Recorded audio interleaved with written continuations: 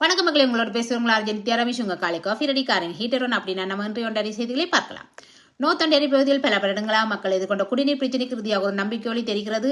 புதிய பைப்லைன் கட்டுவதற்கான நிதி ஒதுக்கப்பட்டுள்ளது. நீண்ட நாள் காத்திருந்த மக்களுக்கு இது ஒரு பெரிய நிம்மதி.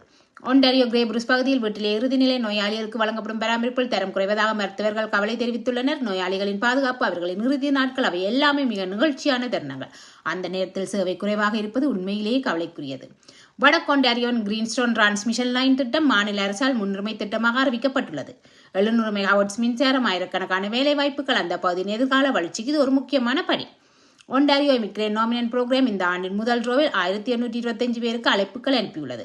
மருத்துவம், குழந்தைகள் பராமரிப்பு உள்ளிட்ட பல துறைகளில் புதிய வாய்ப்புகள் திறக்கப்பட்டுள்ளன. புதிய வாழ்க்கையை கனவு காணும் பலருக்கு இது ஒரு அழகான தொடக்கம். இதான் இன்றைய ஒன்டாரியோ செய்திகள். நான் உங்கள் அர்ஜென்டியா.